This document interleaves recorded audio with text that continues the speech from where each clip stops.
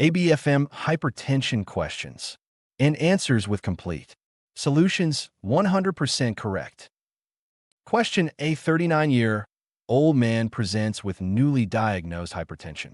His BMI is 32, and you note a round face, flushed cheeks, a buffalo hump, and purple SD retch marks on his abdomen. His BP is 150/98 mmHg and fasting. Glucose is 114 milligrams per deciliter. What is the most likely cause of his elevated blood pressure? A. Aoi-Cushing syndrome. This patient's physical findings, including central obesity, moon facies, supraclavicular and dorsal fat pads, and violaceous striae, are classic for Cushing syndrome due to prolonged glucocorticoid excess, either endogenous, e.g., adrenal tumor, or exogenous. Question: A 54-year-old man is diagnosed with stage 2 hypertension. Fundoscopy shows mild AV nicking, and EKG reveals left ventricular hypertrophy, LVH. Which of the following antihypertensive classes has not been shown to reverse LVH? A. AOE direct vasodilators. Unlike ACE inhibitors, beta blockers, C. Calcium channel blockers, and thiazides. Direct vasodilators, e.g., hydralazine, minoxidil, have not consistently demonstrated regression of LVH on long-term follow-up. In patients with left ventricular hypertrophy, studies have shown a reduction in left ventricular mass in those treated with ACE inhibitors, diuretics, calcium channel blockers, and beta blockers, with the most consistent reduction achieved with ACE inhibitors and the least with beta blockers. Regression of left ventricular hypertrophy has not been demonstrated with direct vasodilators such as hydralazine and minoxidil. 1/4. According to currently accepted criteria, hypertension in children is defined as repeated blood pressure measurements at or above a threshold of which one of the following percentiles for age, sex, and height: 80th, 85th, 90th, 95th, 99th. Answers: heavy check mark D. In children and adolescents, hypertension is defined as blood pressure at or above the 95th percentile for age, sex, and height on repeat ED measurements. Which one of the following conditions is associated with isolated systolic hypertension? Aortic stenosis, hypothyroidism, Paget's disease, renovascular hypertension, severe osteoporosis. Answers: heavy check mark C. Isolated elevation of systolic blood pressure can be secondary to conditions associated with elevated cardiac output, such as anemia, Paget's disease, hyperthyroidism, arteriovenous fistula, and aortic insufficiency. A 59-year-old African-American male, YTH a history of hypercholesterolemia and gout, sees you for a health maintenance visit. A physical examination is notable only for a blood pressure of 144/85 mmHg. Laboratory findings: LDL cholesterol 82 mg/dl/HDL, cholesterol 47 mg/dl/serum 2/4, triglycerides 134 mg/del liver panel normal serum, creatinine 1.7 mg/dl and 0.7-1.3, estimated glomerular filtration rate 56 ml/min/1.73 m2. Which one of the following does the JNC8 panel recommend as initial managing NT of this patient's blood pressure elevation?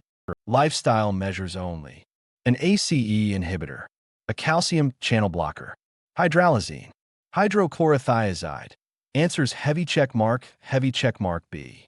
The JNC8 panel recommends the initiation of pharmacologic treatment to lower blood pressure in patients greater than or equal to 18 years of age with a systolic blood pressure greater than or equal to 140 millimeters Hg, or a diastolic blood pressure greater than or equal to 90 millimeters of mercury if they have chronic kidney disease. CKD, defined as an estimated or measured glomerular filtration rate, GFR, 60 ml/min/1.73 m2. Treatment is recommended for patients of any age with these blood pressure values who also have albuminuria, defined as greater than 30 milligrams of albumin/G of creatinine regardless of GFR, SORC. Although a thiazide diuretic or a calcium channel blocker is generally recommended as first-line antihypertensive therapy in African Americans for patients greater than or equal to 18 years of age who have CKD, the JNC8 panel recommends initial or add-on antihypertensive treatment with an ACE inhibitor or angiotensin receptor blocker to improve kidney outcomes, regardless of ethnicity or diabetes status, SORB. The 2017 American College of Cardiology/American Heart Association Hypertension Guidelines similarly recommend use of an ACE inhibitor in patients with stage 3 CKD, as well as in patients who have stages 1 or 2 CKD with albuminuria greater than 300 milligrams per day. A 67-year-old male with a history of hypertension and type 2 diabetes has inadequately controlled blood pressure. His current medications are lisinopril, Prinaval, Zestrol, 40 milligrams daily, hydrochlorothiazide, 25 milligrams daily, and extended release metformin, glucophage XR, 1,500 milligrams daily. Laboratory testing reveals a hemoglobin A1C of 6.8%, normal serum electrolytes, a serum creatinine level of 3/4, 1 milligrams per deciliter, and 0.6-1.5, and a urinary albumin/creatinine ratio of 80 milligrams per GN. 30. Which one of the following agents should be avoided in this patient? Aliskiren, Tecturna, atenolol, Tenormin, diltiazem, Cardizem, doxazosin, Cardura, felodipine, Plendil. Answers heavy checkmark A. The Altitude study, a Aliskiren trial in type 2 diabetes using cardiorenal endpoints, was a randomized, double-blind, placebo-controlled international multi-center trial undertaken to determine whether the addition of the direct renin inhibitor Aliskiren to standard therapy with renin angiotensin system blockade would be beneficial for patients with type 2 diabetes who are at high risk for cardiovascular and renal events.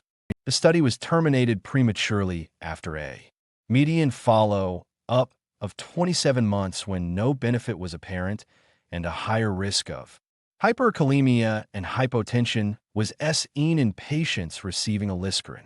Based on this study, the FDA issued a drug safety warning in 2012 that announced 2 additions to the drug labeling of Aliskiren containing products.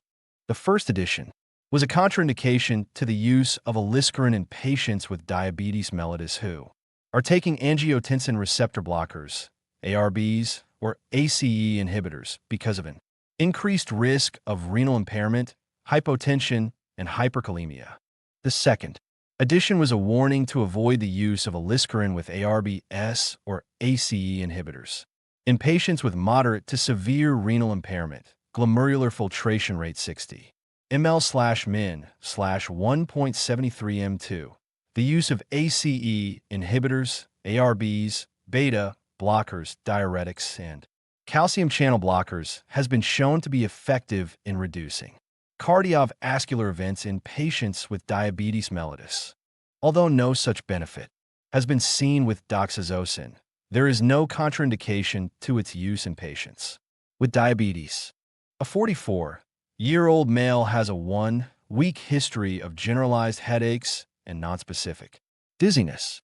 His past medical history is notable only for a 3-year history of hypertension, which has been poorly controlled because of a lack of adherence to his drug regimen. His renal status was normal 1 month ago. On examination, his powered by TCPDF, www.tcpdf.org, for slash 4.